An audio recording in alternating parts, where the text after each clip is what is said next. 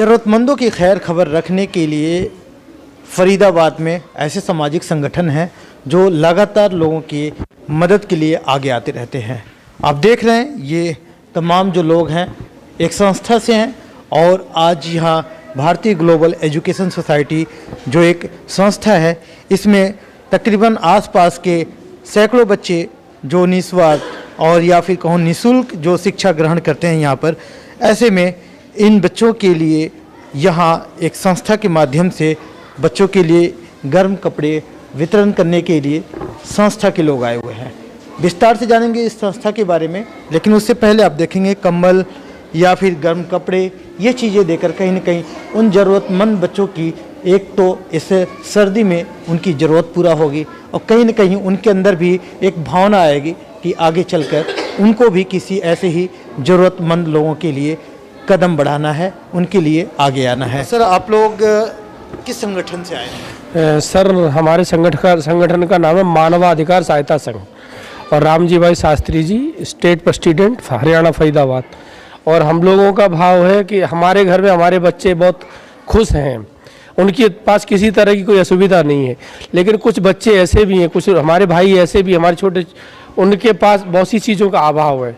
हम ये नहीं कहते हम बहुत कुछ कर सकते हैं, लेकिन हम छोटे छोटे प्रयास से कहीं ना कहीं उनके जीवन में खुशियाँ ला सकते हैं, उनको सर्दी से बचा सकते हैं। और जितने भी समर्थ लोग हैं या उनकी स्थितियाँ ठीक हैं, मुझे लगता है उन लोगों को बढ़ चढ़ करके इस कार्य में आगे आना चाहिए जी। तो आज आप लोग देख रहे हैं कि भारतीय ग्लोबल एजुकेशन सोसाइटी एक एनजीओ है, एक संस्था है जिसमें बच्चों के लिए आप लोग कैसे अप्रोच किए, कैसे आपको यहाँ पे आना? सर, जिन्होंने ये जो चलाया है उनका नाम दुष्यंत सैनी जी, हृदय से उनका मैं बहुत बहुत साधुवाद कहता हूँ, बहुत बहुत वंदना अभिनंदन करता हूँ कि इस माहौल में भी ऐसी सोच रखने वाले लोग हैं जो अपने बच्चों के लिए लोग अपने बच्चों को अच्छा कपड़ा, अच्छी गाड़ी और अच्छी सुविधा साधन देना चाहते हैं।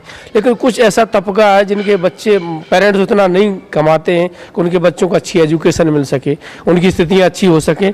वहाँ हमारे जो सैनी साहब हैं बहुत अच्छा कार्य कर रहे हैं। हमें ये लगता है कि उनकी इस जो कि गंगा बह रही है, एक सेवा की गंगा, उसमें हमें भी ऐसी आहुति देनी चाहिए और बढ़ चढ़ करके ये नहीं, आज आने वाले समय में भी हम आ करके इनकी हेल्प करेंगे।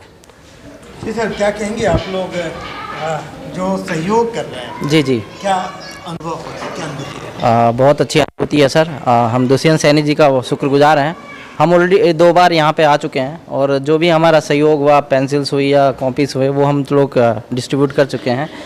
तो मैं चाहता हूँ कि जो हमारी संस्था है ऐसे और भी मतलब छोटे छोटे कामों में हम लोग कर रहे हैं और सैनी जी जैसे लोग हैं और लोग जो संस्था चलाते हैं हम उनके भी शुक्रगुजार हैं। और हम लोग संस्था की तरफ से जितना भी हम लोगों का सहयोग हो पाता है हम लोग बढ़ चढ़ के उसमें हिस्सा ले रहे हैं और अपनी मतलब लोगों का जो भी हमारा तरफ से सहयोग हो पा रहा है वो हम करने की कोशिश कर रहे हैं।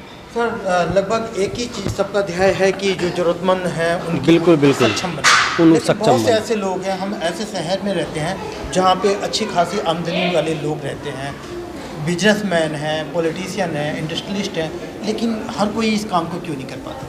सर देखिए, प्रेरणा, ये जो काम हम कर रहे हैं प्रेरणा के लिए कर रहे हैं कि दूसरा भी देखकर प्रेरणा ले इस चीज़ को और ऐसी संस्था को बढ़ चढ़ करके उनमें भागीदार बने।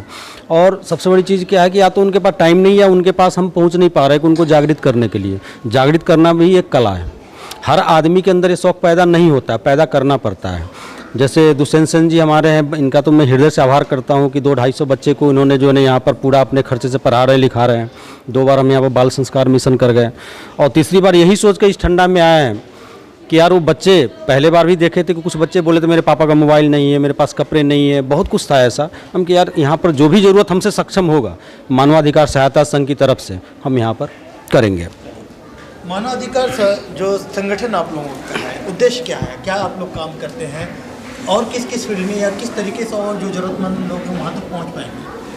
एक्चुअली हमारे राष्ट्रीय अध्यक्ष सोनू सिंह जी ने एक मिशन स्टार्ट किया है मानवाधिकार सहायता संघ कि जो भी मानव को ज़रूरतें हैं जो उनको तक नहीं पहुंच पा रही, जैसे अभी आपने कहा कि बहुत इंडस्ट्रीज़ है, अब इंडस्ट्रीज, अब आपका और हमारा काम एक ऐसा ही है, आप भी लोगों को खबर लोगों तक पहुंचा रहे हो। हम इंडस्ट्रीज से टाई अप करके ऐसे एनजीओज़ पे के साथ संपर्क करके दोनों को मिलाने का एक ब्रिज का काम है हमारा मानवाधिकार सहायता संघ। तो अभी मिशन स्टार्ट है, ठंड से कोई मरे नहीं, ठंड से डरे नहीं, हमारे सोनू सिंह जी का। तो उनके प्रेरणा के उससे हम ये आपको डिस्ट्रीब्यूट कर रहे हैं ताकि बच्चों को भी गर्मी का एहसास मिल सके कि अपना कोई है इस दुनिया देश फरीदाबाद में। जी मैम, क्या नाम है आपका? रजनी कुमारी। संगठन में क्या योगदान है, क्या आप किस रोल पे है, किस पोस्ट पे है? मैं महिला मंडल सचिव हूँ। मेरा नाम रजनी है। मैं मानवाधिकार मेंबरशिप में हूँ। हमारे सर सीनियर सर सभी लोग हैं। इन लोगों के साथ रहते रहते मैं भी कुछ कार्य रत्न पे कार्य कर रही हूँ ताकि मैं भी कुछ अच्छे योगदान लोगों के साथ दे सकूँ। इस तरीके से आप इनका आभार व्यक्त करते क्या कहेंगे? सर, मेरा इनके लिए हृदय से आभार है और ऐसे ही लोगों की वजह से ये संस्था चल रही है। नहीं तो मैं तो कई बार बीच में बहुत हिम्मत हार जाता हूँ, क्योंकि हमारे संस्था को चलाने के लिए फाइनेंशियल की बहुत ज़्यादा ज़रूरत पड़ती है और जो कि हमारे पास कहीं से भी नहीं आ रहा। ये लोग तो शायद तीसरी बार आ रहे हैं, लेकिन थोड़ा करके अब जैसे ये लोग आते रहते हैं हमारी थोड़ी हिम्मत बनती रहती है। नहीं तो मनोज को मैंने, जो मनोज हमारा एक्चुअली वही देखते हैं पूरा, तो मनोज को मैंने कई बार बोला है भाई मैं नहीं चला पा रहा इसको, मुझे दिक्कत है बड़ी। तो लेकिन मनोज भी मुझे बहुत हिम्मत बनाता कि नहीं सर चला लेंगे, कोई दिक्कत नहीं है, चलाएंगे। तो हम ये चाहते हैं कि जैसे अब ये आ गए, 1-2 महीने बाद दूसरी संस्था आ गई तो हमारी थोड़ी हिम्मत बन जाती है कि यार ऐसा नहीं है कि हमें बिल्कुल बंद नहीं करना चाहिए। कुछ लोग तो हमारी लगातार हेल्प कर ही रहे हैं। तो ये छोटी हेल्प बहुत ज़्यादा मतलब हमारे मोरल को बूस्ट करती है ताकि हम संस्था को लगातार चलाते रहें। और मेरी इनसे यही विनती है, इनसे भी और इन जैसी और संस्थाओं से भी, कि कृपया आप बीच में हो सके तो ये जो हेल्प कर रहे हैं तो कर ही रहे हैं, और फाइनेंशियल हेल्प कर सके या कोई कम से कम एक टीचर स्पॉन्सर कर सके। हमारा एक टीचर करीब 20 बच्चों को पढ़ाता है।